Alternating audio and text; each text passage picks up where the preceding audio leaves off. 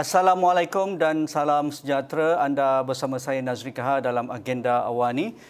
Susulan daripada putusan khas Yang Amat Berhormat Tan Sri Datuk Haji Muhyiddin Yassin semalam berkaitan dengan status Kerajaan Perikatan Nasional dan juga status beliau sebagai Perdana Menteri dari Perikatan Nasional sudah pun terjawab dengan apa yang dijelaskan dalam putusan tersebut, di mana Yang Amat Berhormat memberitahu negara bahawa beliau diminta untuk menghadap Duli Yang Maha Mulia Seri Paduka Baginda Yang di-Pertuan Agong dan Tuanku Agong menyembahkan kenyataan bahawa peruntukan yang ada dalam perlembagaan untuk memastikan keabsahan kerajaan dan juga status Perdana Menteri, dan Perdana Menteri memberi reaksi bahawa dengan sokongan yang beliau bawa dan dipersembahkan kepada Tuanku Agong dan akhirnya Tuanku Agong berpuas hati bahawa Perdana Menteri masih memiliki majoriti. Tetapi yang lebih penting susulan dari itu, Yang Amat Berhormat Perdana Menteri akan membawa sesi Dewan Rakyat untuk menentukan keabsahan beliau akan dibentangkan dan undi percaya akan dibawa ke Dewan Parlimen pada September yang akan datang. Ini menjawab teka-teki status bagaimana kedudukan Perdana Menteri dan juga kedudukan Kerajaan Perikatan Nasional selepas pada awal minggu ini Presiden UMNO membuat kenyataan sebahagian ataupun sebilangan dari wakil rakyat UMNO menarik semula sokongan yang diberikan kepada Yang Amat Berhormat Perdana Menteri dan juga Kerajaan Perikatan Nasional, dan Presiden UMNO menganggap Yang Amat Berhormat Perdana Menteri tiada lagi majoriti dan Kabinet perlulah dibubarkan ataupun meletakkan jawatan kerana sokongan tersebut agak signifikan untuk meletakkan angka yang tidak berpihak kepada Yang Amat Berhormat Perdana Menteri dan juga Kerajaan Perikatan Nasional. Jadi untuk melihat perkara ini dan senario yang berlaku semalam dengan putusan khas Perdana Menteri, adakah kita berada di landasan yang sepatutnya sebuah negara bangsa yang menjunjung keluhuran perlembagaan dan juga kedaulatan undang-undang, dan kita ingin melihat negara menyuburkan demokrasi dan juga meletakkan fungsi-fungsi negara pada landasan yang betul seperti Dewan Rakyat, Raja Berperlembagaan, keluhuran perlembagaan dan sebagainya. Dan inikah cara yang terbaik untuk membawa keabsahan kerajaan ini dan juga status Perdana Menteri ke Dewan Parlimen pada September akan datang, dan akan menjawab ataupun menolak sebarang tomahan ataupun perkara-perkara yang diperdebatkan dalam masa hampir 1 tahun 8 bulan ini. Jadi itu saya akan bincangkan bersama Yang Berhormat Datuk Saifuddin Abdullah, Menteri Komunikasi dan Multimedia yang berada di talian secara online pada malam ini. Assalamualaikum Datuk Saif, apa khabar? Waalaikumsalam warahmatullahi. Sihat, alhamdulillah. Terima kasih kerana dapat berjumpa lagi. Datuk, dari temu bual Datuk dalam sesi bersama RTM dan disebarkan dalam pelbagai media pada hari ini, Datuk yakin bahawa apa yang dilakukan oleh Yang Amat Berhormat Perdana Menteri semalam dengan putusan khas dan juga menceritakan situasi apabila Perdana Menteri dipanggil untuk menghadap dan juga menerangkan hubungan antara Perdana Menteri dan juga Tuanku Agong. Jadi dari situ apa yang boleh kita anggap ataupun kita yakinkan bahawa negara masih berada di landasan yang betul, fungsi-fungsi negara seperti fungsi Raja Berperlembagaan, fungsi Perdana Menteri dan Kabinet, fungsi Dewan Rakyat iaitu Parlimen, Dewan Rakyat dan juga Dewan Negara terus diperkasakan dan akan terus diperkukuhkan dengan kenyataan semalam. Adakah begitu maksud Datuk Saif apabila ditemu bual semalam? Ya, sebenarnya saya melihat perkembangan semalam itu sebagai suatu perkembangan yang sangat penting dalam perjalanan kita dalam menghayati demokrasi, dan bagi setengah daripada kita mendambakan demokrasi yang lebih matang, politik baru dan sebagainya. Tapi yang itu banyaklah syarahnya dan banyaklah pula polemiknya. Namun beberapa perkara yang boleh kita pelajari daripada peristiwa semalam ialah satunya hubungan di antara Yang Amat Berhormat Perdana Menteri dan Kebawah Duli Yang Maha Mulia Seri Paduka Baginda Yang di-Pertuan Agong sangat baik, ya. Dan Yang Amat Berhormat Tan Sri Muhyiddin apabila melaporkan kepada kabinet selepas menghadap Kebawah Duli Tuanku Agong menceritakan yang mesyuarat itu berjalan dengan baik, dan saya menganggap di situ kita belajar tentang kebijaksanaan Kebawah Duli Tuanku Agong, kebijaksanaan beliau sebagai Raja Berperlembagaan, Yang Amat Berhormat Tan Sri Muhyiddin, kebijaksanaan beliau sebagai Perdana Menteri. Memang ada orang boleh mengkritik dan boleh bercerita macam-macam, tetapi dia tak boleh mengatasi kebijaksanaan yang dipamerkan semalam. Itu yang pertama. Yang kedua ialah hakikat bahawa Tan Sri Muhyiddin berani dan berterus terang untuk membawa isu keabsahannya ke Dewan Rakyat melalui usul percaya yang akan dibawa oleh pihak kerajaan dalam sidang Dewan Rakyat yang akan datang. Pada saya menunjukkan yang demokrasi masih hidup. Sekali lagi, Haji, kita boleh debatlah. Ya.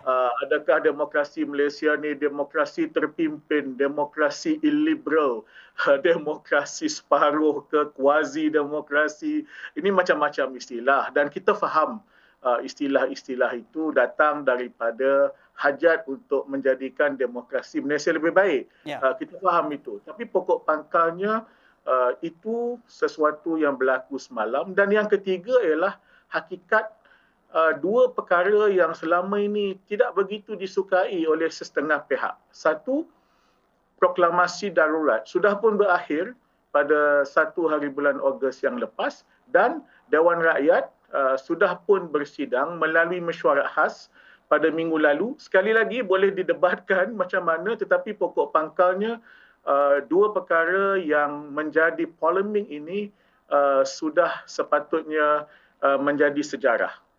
Ya, dalam melihat perkara ini untuk bergerak ke hadapan, pastinya pemain politik mempunyai versi masing-masing untuk menterjemahkan ataupun menerangkan tentang demokrasi terpimpin ataupun demokrasi matang dan demokrasi yang benar-benar mengikut perlembagaan. Kalau ikut apa yang kita bincangkan, Datuk, situasi sekarang, Datuk sentiasa mengangkat peranan fungsi-fungsi demokrasi. Dan real demokrasi berlawanan dengan pragmatisme ataupun idealisme ataupun yang dikatakan real politik dan juga ideal politik.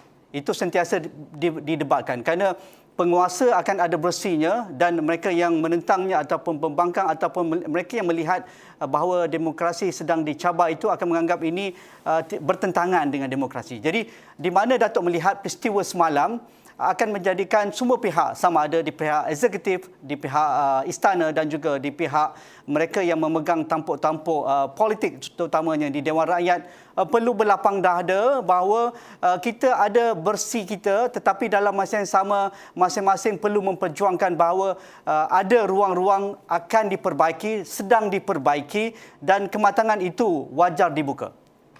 Sebenarnya Tuan Haji dah jawab persoalan yang ditimbulkan itu. Saya setuju dengan ungkapan-ungkapan yang digunakan. Ya.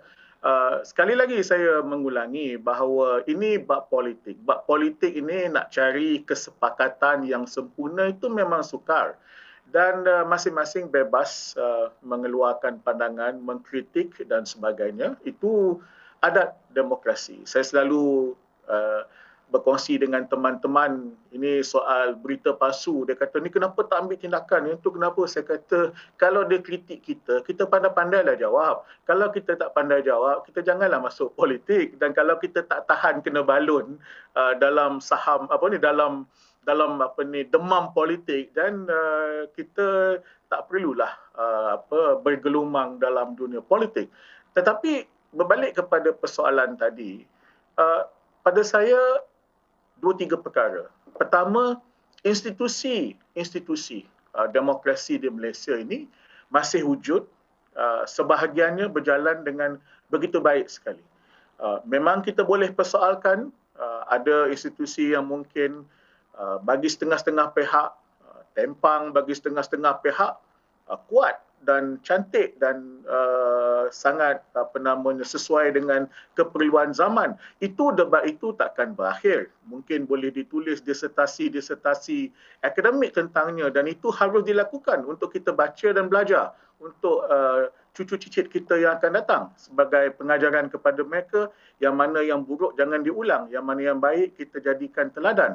Tetapi pada saya, apabila kita melihat ke depan, bahawa sebagai contoh, ada 6 ordinan yang diluluskan semasa proklamasi darurat yang Kabinet telah putuskan pada 21 Julai untuk di-revoke, untuk dibatalkan.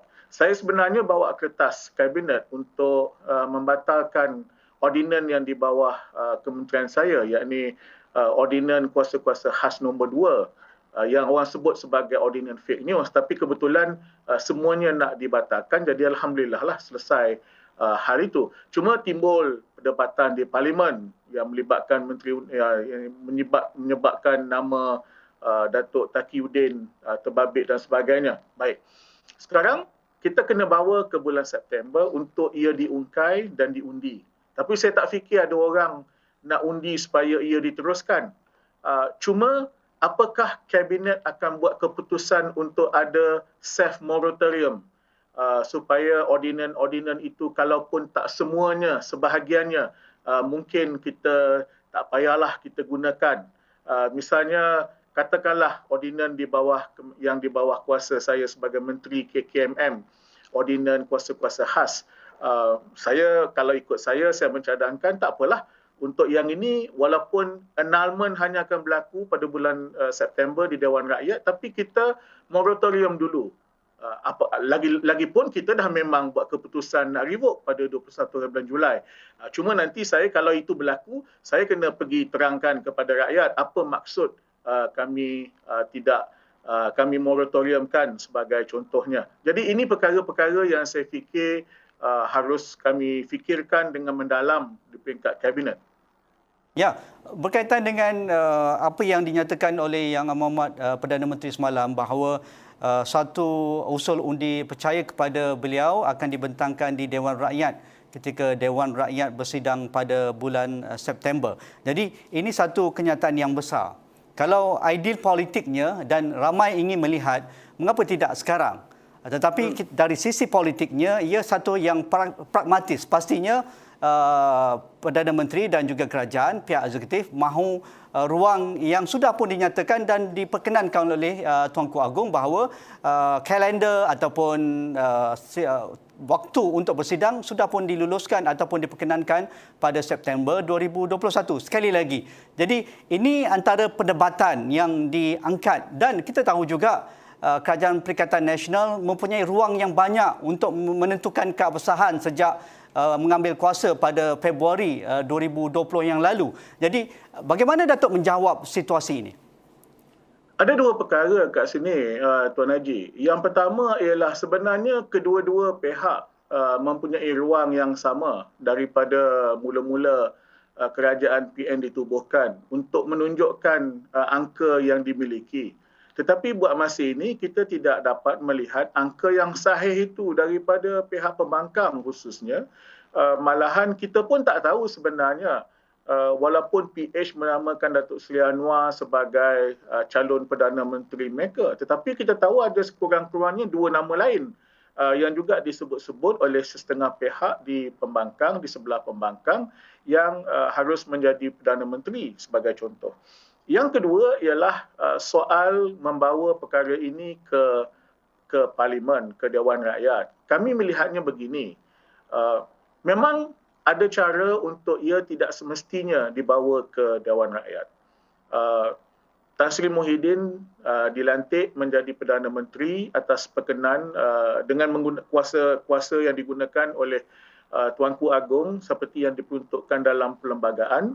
Tuanku Agong merasakan bahawa Tan Sri Muhyiddin mempunyai sokongan majoriti ahli-ahli Dewan Rakyat, dan kaedah yang digunakan ada dua. Satu melalui surat SD dan Tuanku Agong 2.5 hari menghabiskan masa untuk bertemu seorang demi seorang ahli-ahli parlimen, dan pusingan kedua Tuanku Agong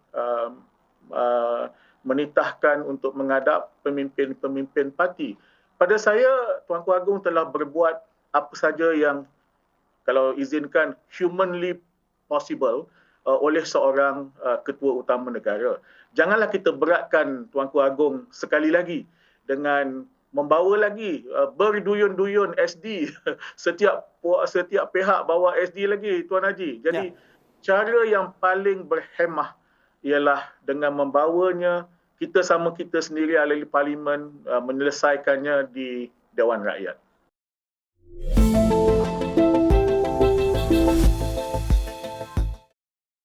Datuk Saifuddin yakin bahawa undi percaya akan dibawakan oleh pihak kerajaan dan diusulkan kepada Speaker Dewan Rakyat menjelang Dewan berlangsung pada September akan datang?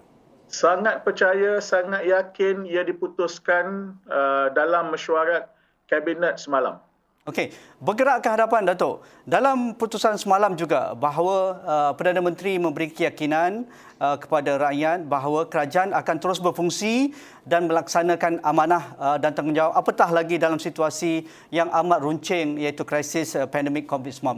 Jadi ini juga menjadi perdebatan bahawa bagaimana kerajaan benar-benar serius. Ya, seringkali diungkapkan oleh pihak kerajaan termasuk juga Perdana Menteri bahawa kerajaan serius dengan pelbagai pelan pemulihan, peruntukan yang amat besar dalam sejarah negara dan juga majlis yang dibentuk iaitu Majlis Pemulihan Negara yang dianggotai bukan hanya dari Kabinet tetapi mereka-mereka yang ada kepakaran untuk melihat perkara ini. Tetapi kita melihat situasi semakin getir dan mereka yang meninggal sama ada di rumah ataupun di ward hospital ICU semakin tinggi dan kita tidak mampu mendengar lagi kesedihan yang dihadapi oleh rakyat. Jadi bagaimana kekuatan eksekutif digembelengkan dan diterjemahkan dalam lapang dada untuk memastikan kepakaran yang ada di luar sana termasuk juga di dalam kerajaan dapat digembelengkan, kerana seringkali pihak kerajaan termasuk Perdana Menteri mengungkapkan marilah bersama-sama bantu kerajaan, tetapi kita amat ataupun sangsi dengan kenyataan tersebut dari apa yang dipersembahkan kepada rakyat. Ya, sebenarnya mungkin kesilapan kami ialah kami kurang bercerita tentang proses bagaimana keputusan dibuat, apakah pertimbangan-pertimbangan yang kami ambil sebelum sesuatu keputusan itu diumumkan, dan selepas itu ada pula debat tentang mungkin ada di sana sini beberapa kelemahan dari segi pelaksanaan beberapa keputusan. Ya, betul. Sebagai contoh ya, daripada hari pertama atau minggu pertama kerajaan PN ditubuhkan, Yang Amat Berhormat Tan Sri Muhyiddin selaku Perdana Menteri mempengerusikan mesyuarat MKN, kita panggil sidang khas MKN berkenaan COVID-19. Di situ yang hadir ialah sebahagian daripada menteri, ketua pengarah kesihatan, Panglima Angkatan Tentera, ketua polis negara dan sebagainya. Dan sebahagian daripada mesyuarat itu dihadiri oleh menteri besar dan ketua menteri daripada semua kerajaan negeri, tak kira dia kerajaan PN atau kerajaan bukan PN atau tiba-tiba bertukar sebab ada juga yang bertukar kerajaan dalam tempoh masa tersebut. Pada peringkat awalnya hampir setiap hari Perdana Menteri mempengerusikan mesyuarat itu.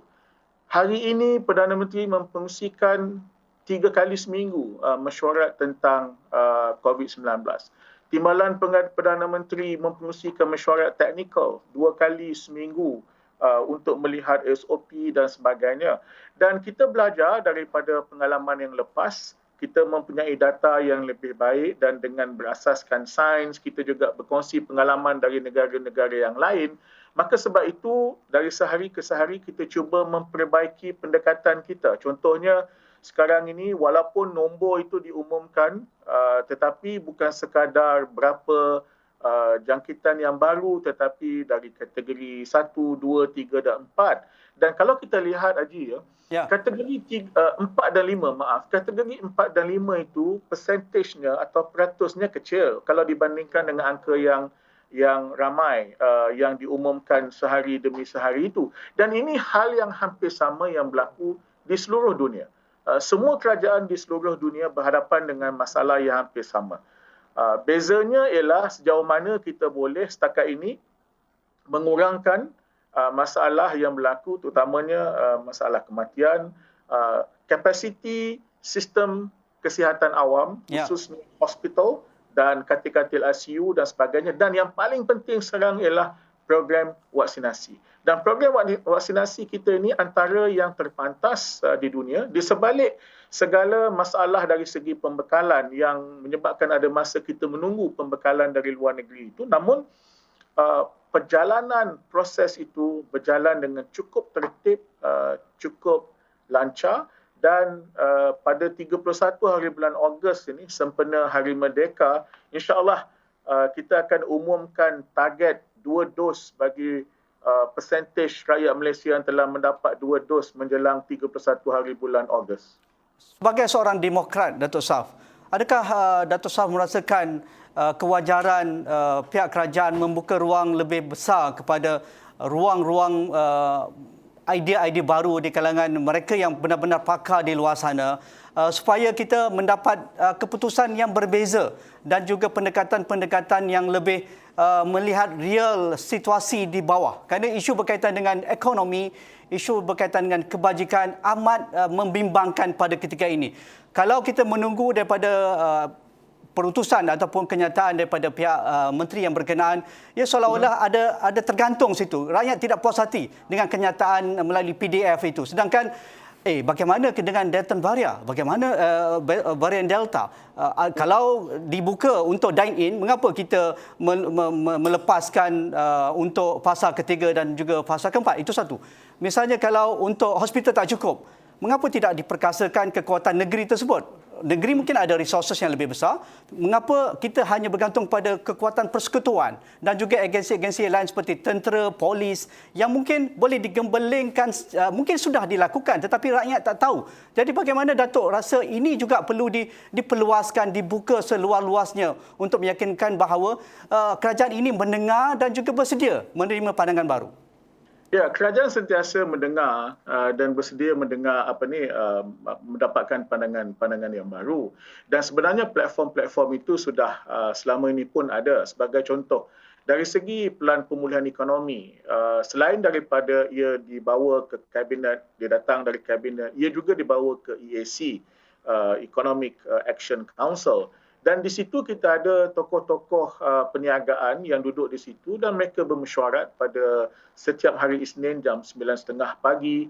Kemudian kalau saya bagi contoh dari segi akses internet, kita ada majlis My Digital yang di situ ada sebuah jawatankuasa yang dipengerusikan ataupun dipengerusikan bersama oleh 2 orang tokoh dunia telekomunikasi dan perniagaan dan sebagainya.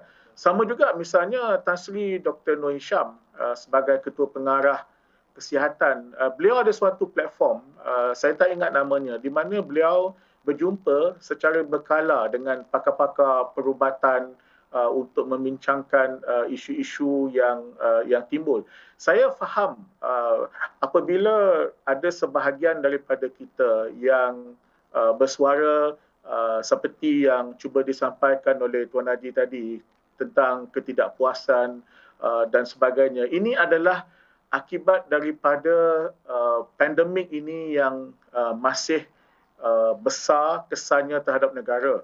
Jadi ada orang yang mungkin kehilangan sabar dan kita kena faham mengapa orang hilang sabar. Ada orang mungkin merasa marah, merasa terkilan, merasa terpinggir. Kita kena faham dan kita kena terima itu semua. Saya tidak mengatakan bahawa jawapan saya ini telah menjawab semua persoalan itu. Cuma saya sekadar mengatakan soal perundingan dengan pihak swasta, dengan pihak masyarakat sivil itu sentiasa berlaku dan insya-Allah kita akan perbaiki lagi dari semasa ke semasa.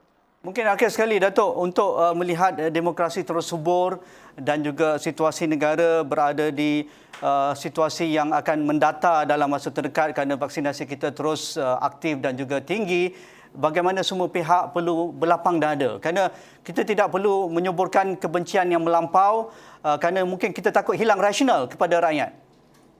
Seperti yang saya selalu sebut sebelum ini pun, sejak saya zaman UMNO, ya, politik kita ni perbezaan politik kita di Malaysia ni ada waktunya terlalu tajam, terlalu adversarial, sehingga memutuskan perhubungan persahabatan dan sebagainya.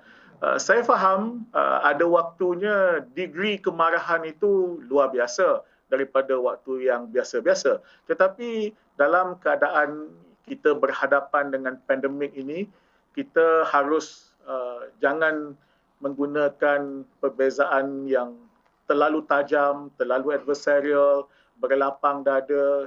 Kalau kita lihat Yang Berhormat Tan Sri Muhyiddin, sabar sangat orangnya.